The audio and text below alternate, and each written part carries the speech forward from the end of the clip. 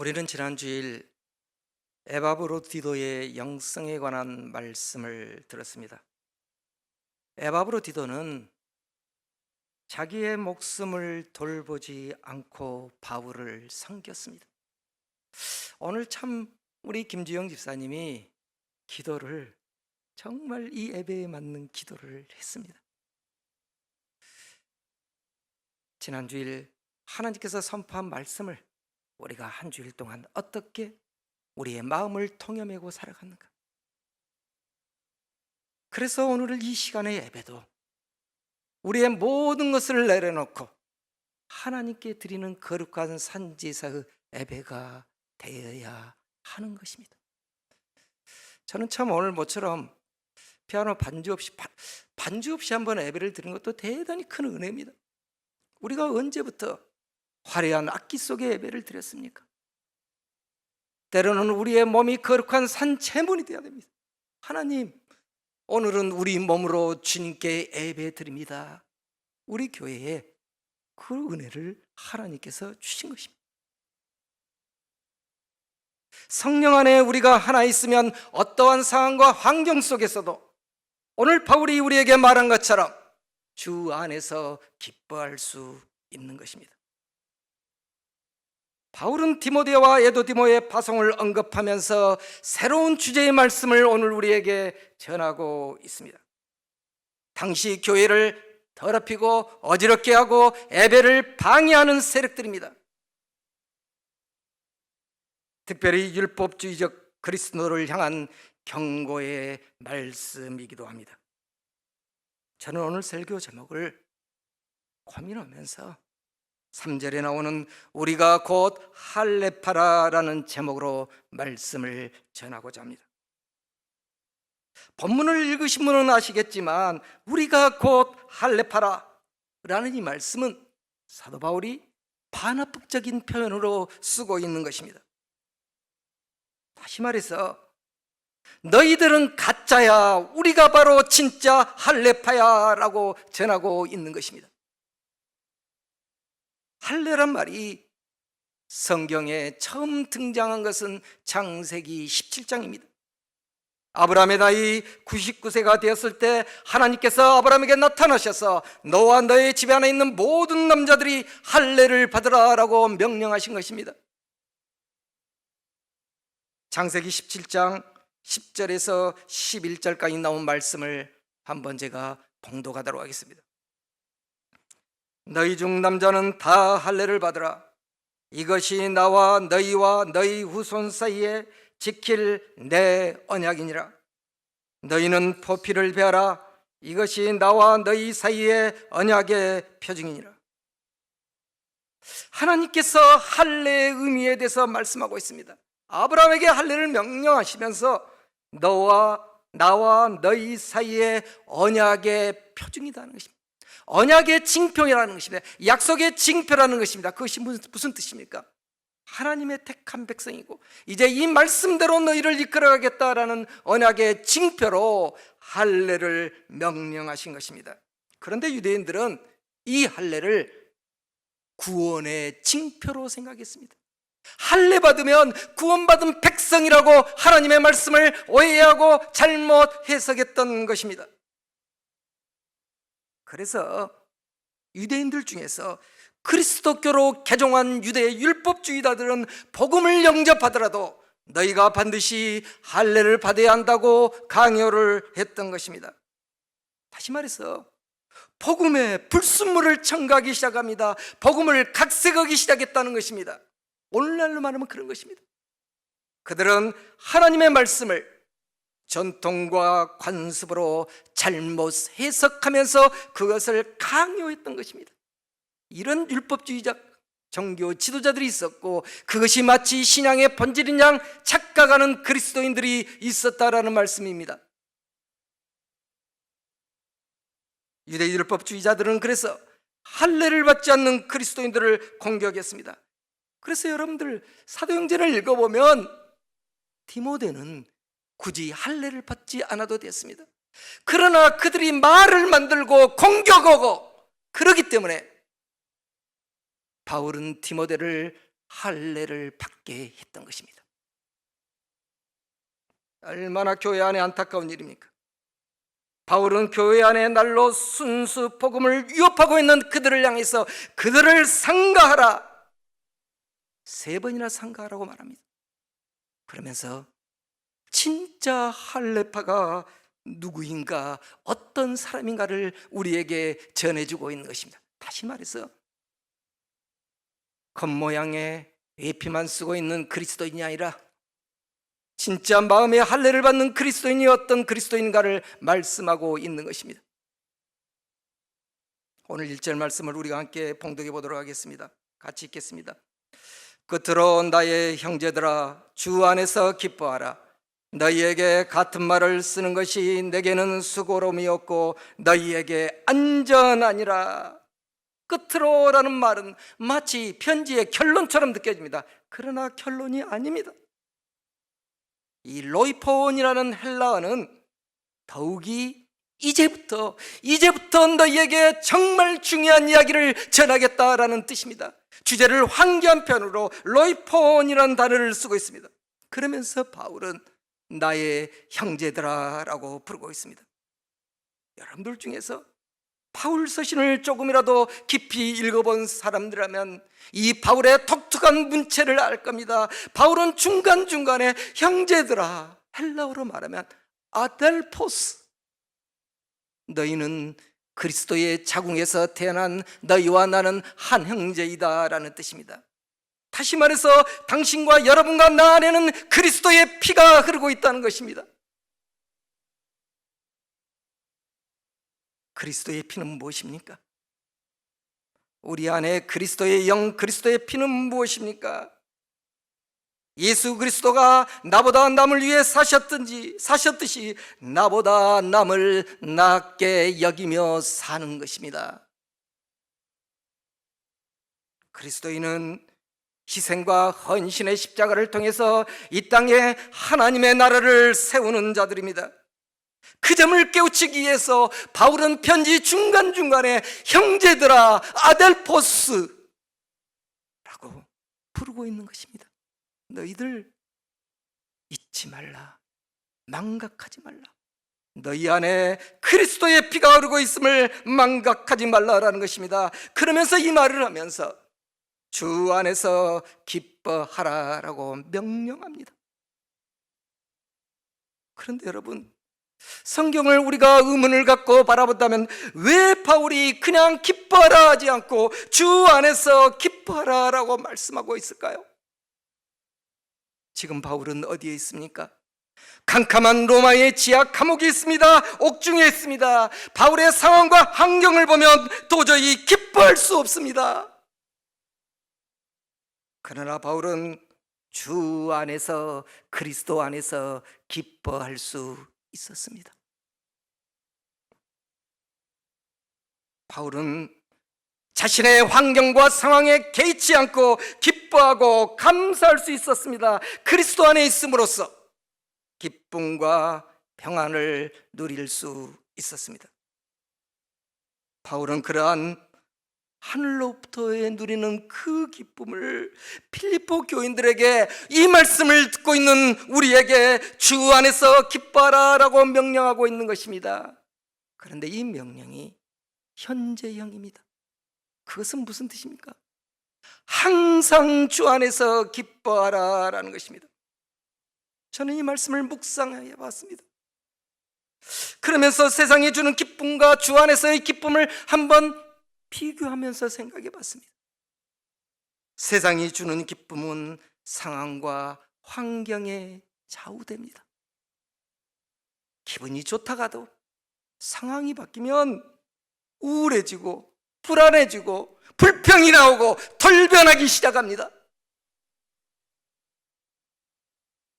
그러나 그리스도 안에서 얻은 기쁨은 상황과 환경에 좌우되지 않습니다.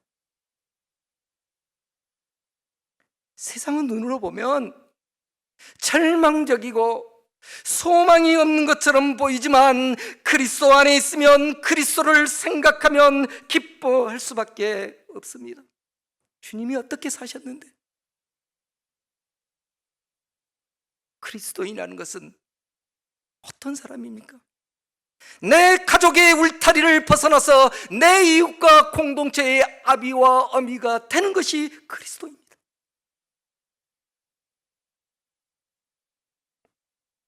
지금 로마의 감옥에서 주 안에서 기뻐하라 라고 하는 바울의 말씀처럼 말입니다. 저와 여러분 안에 저는 이 같은 복이 임하길 간절히 소망합니다. 서로를 바라보면서 한번 이렇게 권면해 봅시다. 주 안에서 기뻐합시다. 어떠한 상황과 환경 속에서도 주 안에서 기뻐합시다.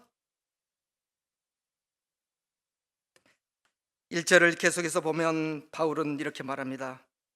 너희에게 같은 말을 쓰는 것이 내게는 수고로움이 없고 너희에게는 안전하니라. 같은 말을 쓰는 것이란 말은 어떤 뜻입니까? 이전에도 너희에게 이 말을 잊지 않느냐라는 그런 뜻입니다. 그것은 무엇입니까? 이 말씀이 너무도 중요하다는 것입니다. 잊지 말라라는, 나는 수고롭지 않다 반복해도 말아도 복음은요 반복이에요. 반복해서 말해야 돼요. 귀에 못이 박도록 반복해서 들어야 조금씩 조금씩 복음의 삶을 사는 것입니다. 그래서 바울은 같은 말을 내가 반복하는 것 너희를 안전하게 함이라 라고 말하고 있는 것입니다. 그렇다면 바울이 계속해서 강조하고 있는 같은 말은 무엇입니까? 율법주의적으로 복음을 가르치는 교사들과 신앙인들을 말하는 것입니다.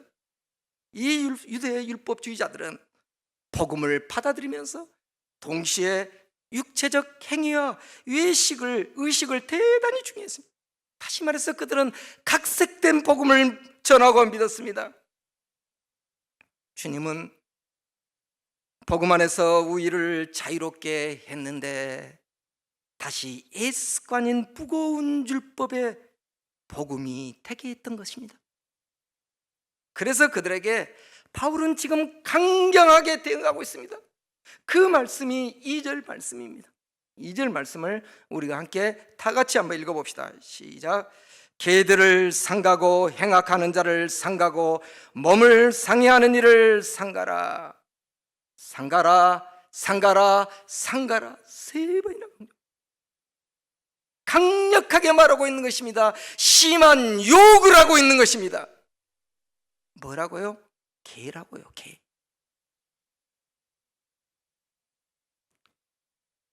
유대 율법주의적 그리스도인들은 개고 행악하는 자고 몸을 상해하는 자들이라는 것입니다. 개와 돼지는 유대인들이 가장 혐오하고 부정한 동물입니다. 개의 특성이 뭡니까? 성경에 뭐라고 합니까? 개는 지가 토하는 것을 먹는다는 것입니다.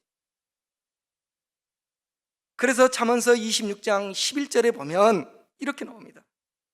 개가 토한 것을 토로 먹는 것 같이 미련한 자는 그 미련한 것을 거듭 행하느니라. 개는 토한 것을 다시 먹고 있는 것입니다. 미련한 자는, 복음의 본질을 모르는 자는 행하지 않은 것들을 거듭 반복적으로 행하고 있다라는 것입니다. 주님은 우리에게 율법의 늪에서 벗어나도록 하셨습니다. 주님은 우리를 대신해서 십자가에 죽으심으로써 죄와 사망의 늪에서 우리를 벗어나게 하셨습니다. 그러나 우리는 또다시 옛 습관에 빠지고 있는 것입니다. 예수님도 이 같은 신앙인들을 향해서 개라고 했습니다.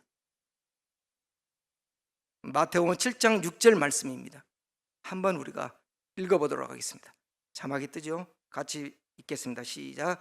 거룩한 것을 개에게 주지 말며 너희 진주를 제지에게 앞에 던지지 말라. 그들이 그것을 발로 받고 돌이켜 너희 찢어 상하게 할까 염려하라. 거룩한 것, 진주가 무엇입니까? 복음입니다. 천국의 복된 소식을 전해도 개들은, 돼지들은 깨닫지 못합니다. 개가 토한 것을 다시 먹듯이 복음을 듣고도 옛 습관대로 살아가는 자들을 말합니다. 복음을 몰라서 그런 사람도 있습니다. 그건 이해가 됩니다. 복음을 알고도 옛 습성을 고치지 않고 살아가는 자들이 많습니다. 그런 자들은 복음을 각색하고 하나님의 말씀을 자기식으로 해석하기 시작합니다. 바울은 그런 자들을 상가라라고 경고하고 있는 것입니다. 그렇다면 오늘 우리의 믿음의 자리는 어디입니까?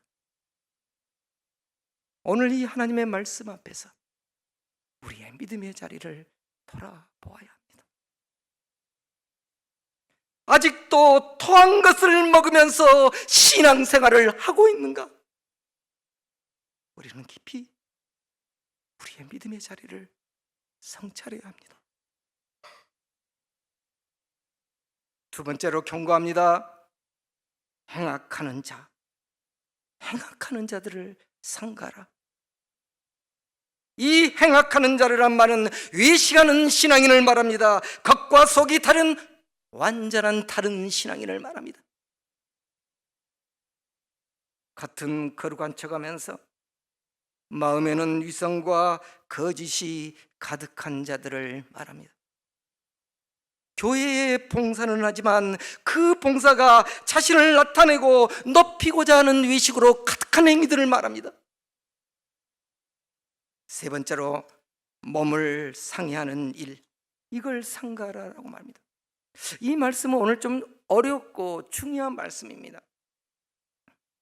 바울 당시의 교회 안에서는 극단적으로 몸을 상하게 하면서 하나님을 만나는 신앙인들이 있었습니다. 그래서 이 말씀이 옛날 번역, 우리가 이전에 이거 쓰기 전에 개역 개정 말고 개역 성경은 몸을 상해하는 일을 손할례당이라고 번역했습니다. 할례당. 그리고 표준사번역이라는 성경이 있습니다. 여기는 살을 잘라내는 할례를 주장하는 자들, 이렇게 번역하고, 캐토릭과 우리가 공통적으로 번역한 공동번역 성경을 보면 형식적인 할례를 주장하는 자들을 이렇게 번역했습니다. 대부분 할례라는 의미로 축소해서 번역을 했습니다. 그런데 최근에 성사학자들이 이 단어를 유심히 봤더니 기존의 할례에 대해서 쓰는 헬라어와 다른 단어를 쓰고 있다는 것입니다. 일반적으로 성경에서 할례라는 말을 헬라어로 쓸 때는 페리템노라는 단어와 페리토메라는 단어를 씁니다. 다시 말해서 페리라는 말이 둥글다라는 뜻입니다. 둥근 것, 둥글게 잘라내는 것입니다. 다시 말해서 할례는 남성의 성기의 둥근 토대를 잘라내는 것 의미로 페리라는 단어를 썼습니다. 그런데 오늘 이 본문에서 유독 바울은 카타토메라는 단어를 쓰고 있는 것입니다. 최근의 성경학자들이 이 점에서 주목한 것입니다. 카타토메, 카타라는 말은 뭐뭇에 대하여서 라는 것입니다. 토메라는 말은 자르다, 상해하다는 것입니다. 다시 말해서 육신을, 몸을 상해하는 것을 말합니다. 왜 이 단어를 썼지? 라고 생각하면서 그 당시의 문화적 지평을 보니까 바울이 자해를 하면서 종교적 엑스타시에 빠지는 그리스도인들이 있었다라는 것입니다. 이 대목을 우리가 살펴볼 수 있어요. 구약에서 보면 열왕기상 18장에 보면 바알의 선지자들과 엘리야가 갈멜산에서 영적 전투를 할 때 있습니다. 신의 임재를 부르면서, 그래서 바알의 선지자들은 몸을 장애하면서 사이하면서 피를 흘리면서 날뛰고 발광을 합니다. 그들의 신을 부르면서. 그런 잘못된 이방 종교의 습성이 그리스도인들 안에 들어와 있다는 것입니다. 이 점을 최근 성서학자들이 발견하고 할례뿐만 아니라 몸을 상해하는 것이 포함한다는 그런 의미에서 우리 성경이 몸을 상해하는 일, 이렇게 번역하면서 이런 일도 상가해라는 것입니다. 그렇게 복음을 가르쳐주는 애국된 신앙을 가르쳐주는 자에 대해서 강력하게 경고하게 있는 것입니다. 바울은 이 같은 잘못된 종교 습관이 교회 안에 침투되자 그들을 상가해라 라고 하면서 진짜 할례가 무엇인가를 전하고 있는 것입니다.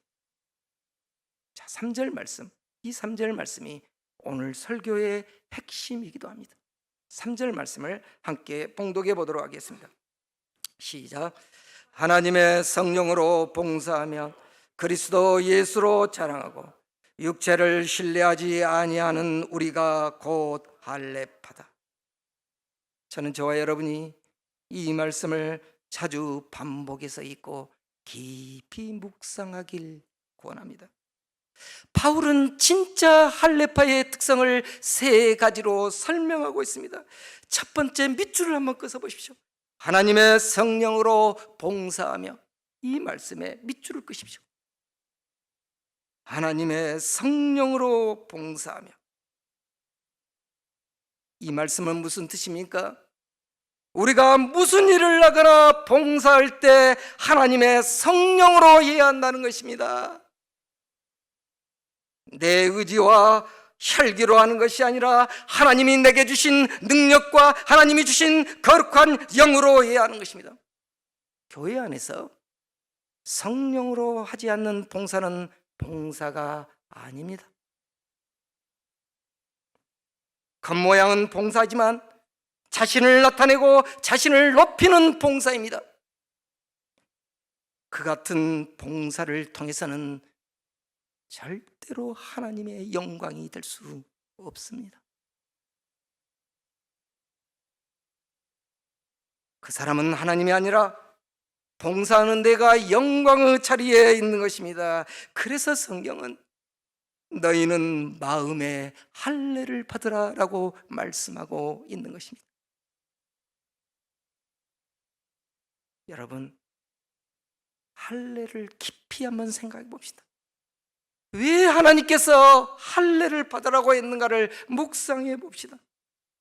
왜 성기의 표피를 자르라고 명령했을까요? 성기는 우리의 욕망의 중심입니다. 욕망이 꿈틀거리고 있는 곳입니다.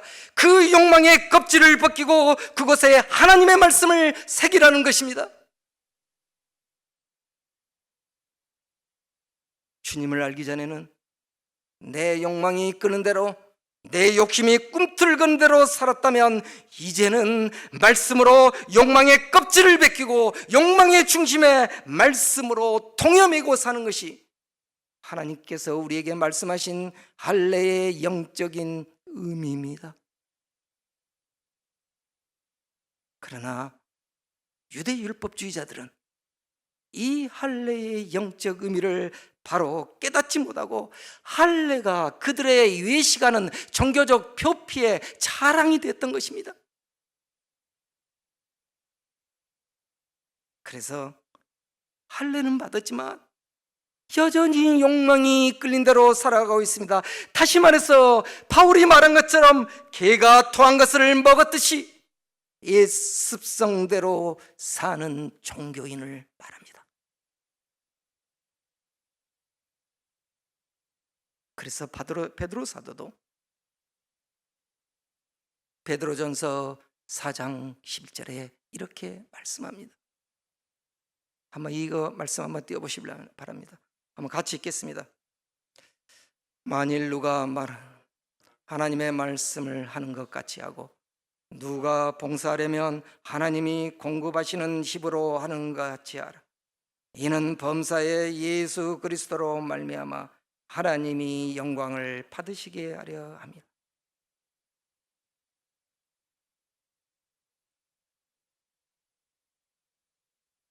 다시 한번 제가 핵심 말씀만 전하겠습니다. 누가 봉사하려면 하나님이 공급하시는 힘으로 하는 것 같이 하라. 이는 범사의 예수 그리스도로 말미암아 하나님이 영광을 받으시게 하려 합니다. 다시 한번 읽겠습니다. 누가 봉사하려면 하나님이 공급하시는 힘으로 하는 것 같지 않아. 이는 범사의 예수 그리스도로 말미암아 하나님이 영광을 받으시게 하려 합니다. 교회 안의 봉사가 성령의 힘으로 하지 않으면 그 봉사로 인해 다툼과 분쟁이 일어납니다. 그러나 하나님의 영으로 하는 봉사라면 그 봉사가 예배가 됩니다. 그래서 바울은 오늘 이 본문 속에서 하나님의 성령으로 봉사하며, 여기에 이 봉사라는 단어가 예배학적 용어 라트류오라는 단어를 쓰고 있는 것입니다. 라트류오.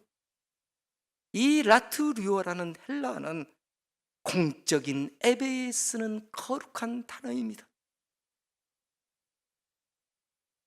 특히 아무런 보상 없이, 어떤 대가도 없이 하는 봉사와 섬김을 말하는 것입니다. 하나님의 택함을 받는 백성이 그 구원의 간격으로, 그 벅찬 감동으로 하나님을 위해서, 오직 하나님의 영광을 위해서 섬기는 그 봉사가 바로 예배가 되는 것을 말합니다. 바울은 이것이 바로 진짜 할례당의 모습이라고 우리에게 전해주고 있는 것입니다. 둘째로 그리스도 예수로 자랑하고입니다. 진짜 할례 받은 사람, 마음의 할례를 받은 사람은 오직 그리스도 예수만을 자랑하는 자라는 것입니다. 참으로 중요한 말씀입니다. 우리의 섬김과 봉사를 통해서 도대체 무엇을 자랑해야 합니까? 나를 자랑하는 것이 아니라 나를 가리고 오직 그리스도 예수만을 자랑해야 합니다. 예수님이 오직 하나님만을 높이며 자랑했듯이 우리도 오직 그리스도만 높이고 자랑해야 합니다. 그러나 봉사를 통해서 교묘히 자신을 높이는 자들이 있습니다. 교회 안에서 가장 많은 다툼 중에 하나가 자기의 이름을 높이는 데 있습니다. 어떤 교회를 보면, 제가 평신도 때 경험입니다. 제가 안수집사 때 경험을 한번 이야기해 보겠습니다. 어떤 교회는 무슨 행사가 나고 나면 찬조한 사람들의 이름을 주보에 다 올립니다. 그런데 그중 어떤 사람이 자기 이름이 빠졌다고 예배가 끝나자마자 교회 사무실로 와서 항의를 하는 것입니다. 도대체 이것이 무엇입니까? 누가 영광을 받아야 합니까?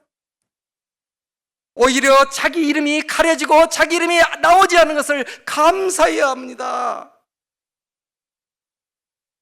하나님만이 하심으로써 내 이름이 가려지면서 오히려 더 상이 커지지 않습니까? 세상에서 칭찬받는 자, 예수님이 너 상 다 받았다라고 말합니다. 그러면 이 사람이 바른 신앙인이라면 오히려 자기 이름이 나오지 않은 것을 감사해야 하는 것입니다. 그런데 어찌된 일입니까? 내 이름 빠졌다고, 내가 해야 할 자리 뺏겼다고 화를 내고 있는 것입니다.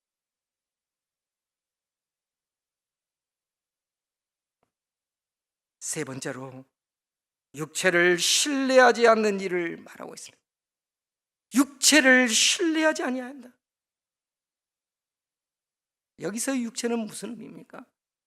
자신의 배경, 자신의 재능, 학벌, 재산 등을 말합니다.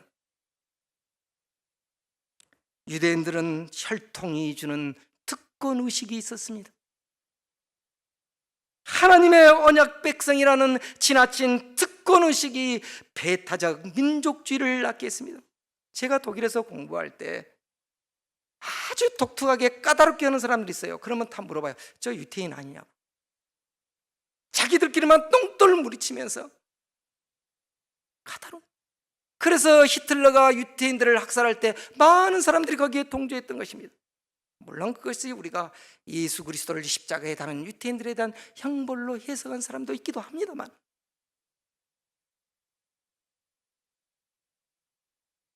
이 육신의 자랑에 대해서, 이 육신의 자랑이 얼마나 잘못된 신앙인가는 오늘 4절부터 시작하기 때문에 다음 주에 그 설교를 본격적으로 하려고 합니다. 그래서 오늘 이 시간에는 그 대목에 대해서는 더는 말하지 않으려고 합니다. 우리는 더는 육신의 자랑에 빠지지 않아야 합니다. 사랑하는 예수 사랑교회 성도 여러분, 사도 바울은 로마서 8장 7절에서 중요한 메시지를 우리에게 합니다. 육신의 생각은 사망이요 영의 생각은 생명과 평안이니라 라고 말합니다. 육신의 생각, 육의 생각에 깊이 빠져들지 맙시다. 우리가 육의 생각에 깊이 빠지면 토한 것을 다시 먹는 어리석은 신앙, 바울의 표현을 하자면 개 같은 신앙이 됩니다. 신앙이 됩니다.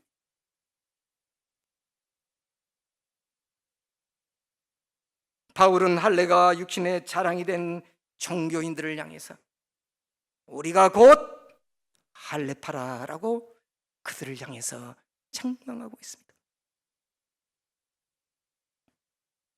사랑하는 성도 여러분, 우리는 순서에 따라서 빌립보서 말씀을 설교를 듣고 있습니다. 하나님께서 오늘 이 주일 아침에 우리에게 왜 이 말씀을 주셨는가를 우리는 깊이 생각해 봐야 합니다. 육신이 나를 충동질하지 못하도록 하나님의 말씀으로 우리를 동요맵시다. 이것이 바로 마음의 할례입니다. 내 욕망의 중심을 하나님의 말씀으로 동요맬 때 말씀이신 성령님께서 우리를 생명과 평안으로 인도하십니다. 한 주간도 육의 생각을 버리고 영의 생각으로 생명과 평안을 누리는 진짜 할례파가 되기를 간절히 소망합니다. 기도하겠습니다. 잠시 묵상하면서 하나님의 음성을 들으면서 기도했으면 좋겠습니다.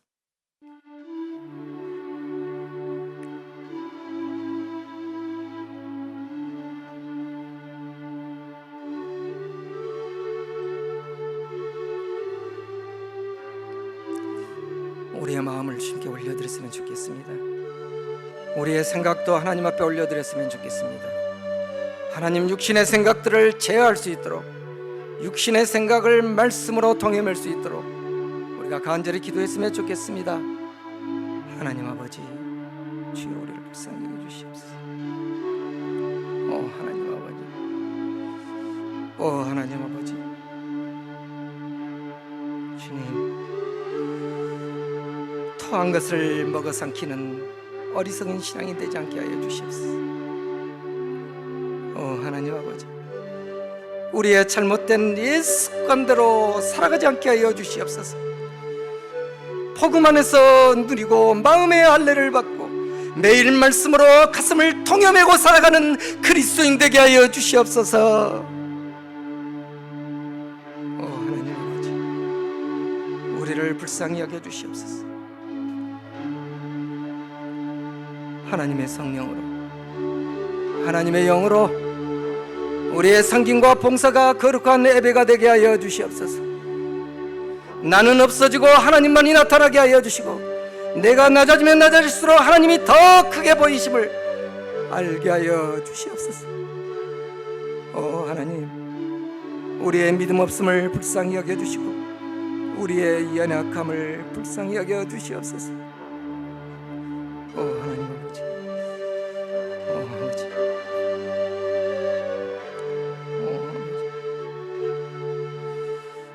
주님,